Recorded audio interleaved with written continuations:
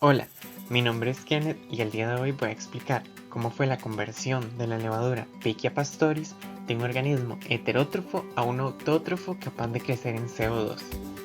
Pichia pastoris es ampliamente utilizada para producir proteínas recombinantes para los mercados biofarmacéuticos y enzimáticos.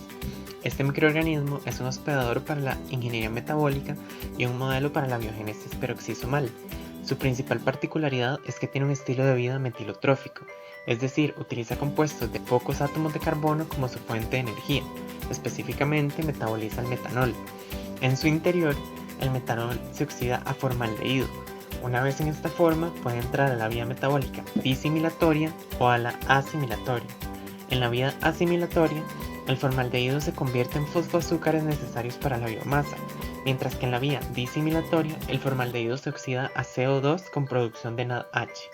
La vía disimilatoria se puede llevar a cabo tanto en el citosol como en el peroxisoma, mientras que la vía asimilatoria tiene lugar estrictamente en los peroxisomas. Por otra parte, en el ciclo de Calvin-Benson, o abreviado CBB, participan muchas de las enzimas que se encuentran también en los peroxisomas de Pichia pastoris y que participan en el ciclo de celulosa monofosfato para la asimilación de metanol. En ambos ciclos, una molécula de carbono es transferida a un azúcar fosfato generando un enlace carbono-carbono. En Pichia pastoris, el metanol es oxidado a formaldehído por las enzimas AOX1 y AOX2. Luego, este reacciona con la celulosa 5-fosfato para generar dihidroxiacetona y gliceraldehído 3-fosfato, en una reacción catalizada por la enzima dihidroxiacetona sintasa, DAS1 y DAS2. Igualmente, en organismos autótrofos, el CO2 es catalizado por la enzima Rubisco para formar 3-fosfoglicerato. Este último es luego fosforilado y reducido a fosfoglicerato. Por tanto, la topología del ciclo de celulosa monofosfato permite convertirlo en un ciclo de Calvin-Benson por adición de 6 pasos enzimáticos. Para esto, la deleción de los genes AOX1, DAS1 y DAS2 fue fundamental, ya que se aseguraba la separación de la fijación de CO2 de la generación de energía. Además, se redujo la tasa de formación de formaldehído. Aunado a esto, la compartimentalización del ciclo en el peroxisoma fue beneficioso, ya que se puede comparar con la fijación de carbono dentro de los cloroplastos en plantas. Para lograr la localización de las enzimas, una señal de objetivo peroxisomal C-terminal se fusionó con cada una de las 6 enzimas expresadas en el ciclo. Para reemplazar los genes AOX1 codificantes para la enzima aldehído oxidasa 1 y los genes DAS2 y DAS1, ambos que codifican para dihidroxiacetona sintasa, se hizo uso de un sistema dirigido de recombinación mediada por CRISPR-Cas9. Además, para la obtención de plantillas de ADN de genes de interés se hizo uso de plásmidos, esto con el fin de integrar y reemplazar los loci nativos de las levaduras. Además, se comprobó la secuencia guía de ARN Cas9 de los plásmidos mediante digestión enzimática y secuenciación de sangre.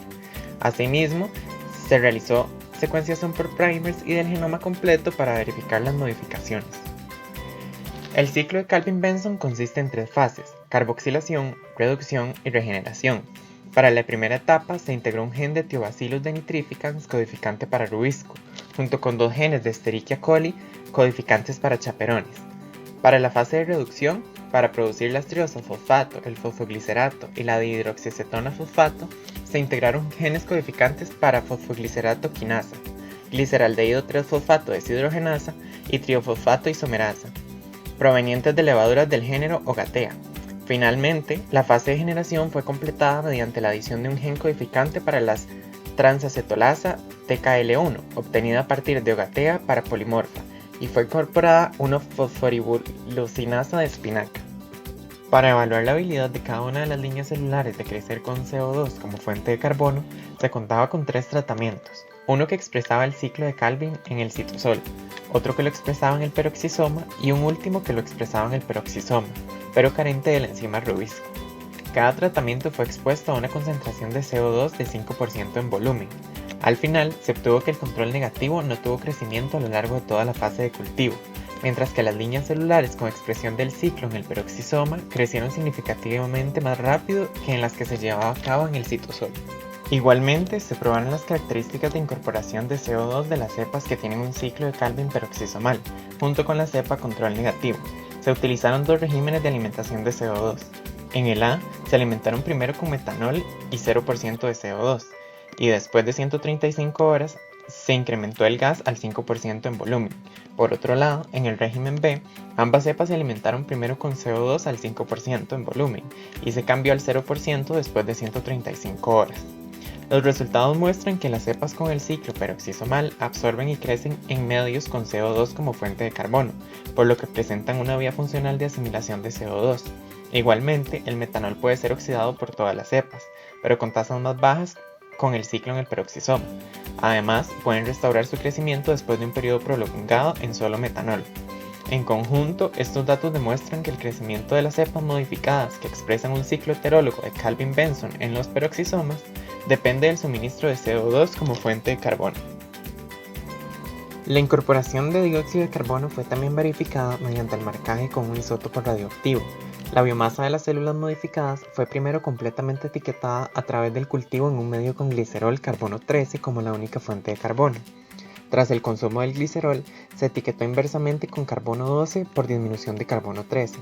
Como se muestra en la figura, las barras muestran el contenido de carbono 13 después de la etapa de cultivo, 45 horas y 158 horas después. En la figura de la derecha se muestra una reducción en el contenido de carbono 13 por crecimiento de la línea celular con ciclo peroxisomal. Estos datos demuestran que todo el carbono necesario para la biomasa proviene del CO2. El control negativo, que puede oxidar el metanol pero no incorporar el CO2 en la biomasa, no mostró cambios significativos en el patrón de etiquetado global con carbono 13. Tomados en conjunto estos datos, confirman que en una cepa de Pichia pastoris que contiene un ciclo funcional de Calvin-Benson, se utiliza CO2 como única fuente de carbono y metanol como fuente de energía. El estilo de vida de esta cepa puede, por tanto, describirse como quimiorgano autotrófico. Finalmente, para mostrar esta quimiorganoautotrofía de las líneas genéticamente editadas, se cultivó una línea en un reactor por 470 horas, siendo mantenido únicamente por suplemento constante de metanol y CO2. Como se muestra en la figura, el crecimiento fue exponencial después de las 20 horas, mientras que el control negativo no presentó crecimiento.